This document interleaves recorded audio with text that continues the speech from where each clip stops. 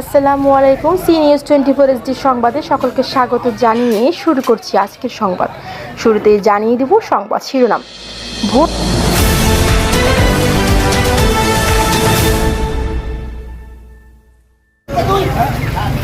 ভোলায় পূর্বশত্রুতার জেরে বৃদ্ধকে পিটিয়ে আহত ও টাকা ছিনতাইয়ের অভিযোগ, থানায় লিখিত অভিযোগ।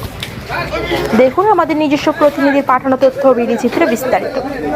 ভোলার তজুমুদ্দিনের জমি জমার সংক্রান্ত পূর্বশত্রুতার জেরে নূর হোসেন মাঝি নামের 72 বছর বয়সী এক বৃদ্ধকে লোহার রড ও পাইপ দিয়ে পিটিয়ে গুরুতর আহত করার অভিযোগ উঠেছে। এ সময় তার পকেট থেকে 10,000 টাকা ছিনিয়ে নেওয়া হয়েছে বলেও জানা গেছে। গতকাল 24 মে সকালে উপজেলার গোলকপুর গ্রামের একটি দোকানের সামনে এই ঘটনা ঘটে। এ বিষয়ে ভুক্তভোগীর ছেলে তজুমুদ্দিন থানায় একটি লিখিত অভিযোগ দায়ের করেছেন। জমি সংক্রান্ত বিরোধ আর পূর্ব শত্রুতার জেরে ভোলার তজুমুদ্দিনে এক বৃদ্ধকে নৃশংসভাবে পিটিয়ে জখম করার অভিযোগ উঠেছে স্থানীয় একদল যুবকের বিরুদ্ধে।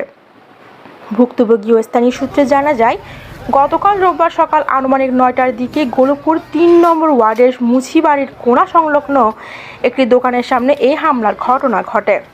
অভিযোগ সূত্রে জানা গেছে, গোলকপুর গ্রামের বাসিন্দা 72 বছর বয়সী বৃদ্ধ নূর হোসেন মাঝি বাজারে যাওয়ার উদ্দেশ্যে বের হলে ওট পেতে থাকা স্থানীয় অভিযুক্ত মোহাম্মদ আব্দুল গফুর ও মোহাম্মদ ইমরান সহ অজ্ঞাতনামা আরও 7 থেকে 8 জন তার উপর অতর্কিত হামলা চালায়। লোহার রড ও অ্যাসেস পাইপ দিয়ে বৃদ্ধকে এলোপাতাড়ি পিটিয়ে শরীরে বিভিন্ন স্থানে গুরুতর নীলাফুলা জখম করা হয়।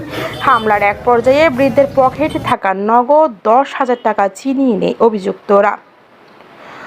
ভুক্তভোগীর ছেলে মোহাম্মদ ইউসুফ বলেন, আমার বাবাকে একা পেয়ে ওরা অকথ্য ভাষায় গালিগালাজ করে এবং রড পাইপ দিয়ে মারধর শুরু করে।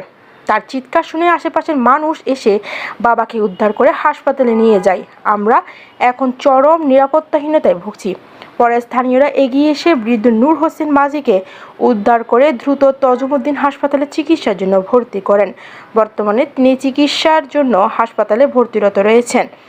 ঘটনার পর প্রকাশ্যে ভুক্তভোগীর পরিবারকে খুন জখমের হুমকি দেওয়া হচ্ছে বলে অভিযোগ উল্লেখ করা হয়েছে। এই ঘটনায় ন্যায়বিচার ও নিরাপত্তার দাবি জানিয়ে তজুমুদ্দিন থানায় লিখিত অভিযোগ জমা দিয়েছেন বৃদ্ধের ছেলে মোহাম্মদ ইউসুফ।